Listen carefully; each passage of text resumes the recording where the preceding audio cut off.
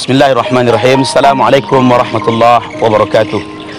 Sahabatku sekalian, sering kita mendengar kalimat irhamu man fil ardi yarhamukum man fis sama. Sayangilah yang ada di bumi, maka yang di langit akan menyayangimu. Hari ini wabah COVID-19 telah menimbulkan dampak sosial yang luar biasa, termasuk diantaranya dampak ekonomi.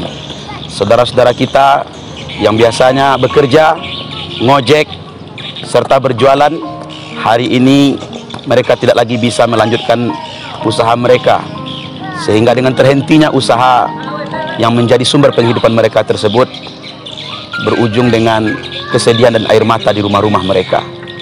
Hari ini kita saksikan sudah banyak kasus di lapangan, mereka tidak lagi mampu membeli beras, mereka tak lagi mampu membeli gula, bahkan ada yang sekedar membeli gas untuk menyalakan kompor di rumah mereka, mereka tidak lagi berdaya. Untuk itu, ini adalah ujian dari Allah SWT untuk menguji ukhuwah dan kepedulian kita bersama. Dan mari kita bahu-membahu.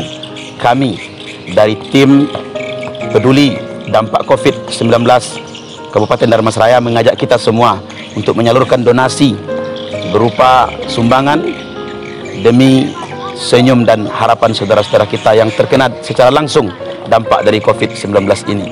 Silakan salurkan bantuan Anda ke nomor rekening yang tertera di layar kaca ini. Mudah-mudahan Allah SWT membalasi kita semua. Amin ya rabbal alamin.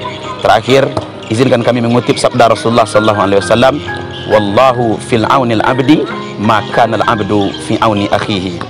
Allah pasti akan menolong hambanya selama hamba itu masih mau menolong saudaranya. Mudah-mudahan wabah dan ujian ini segera berlalu dan semuanya kembali seperti semula.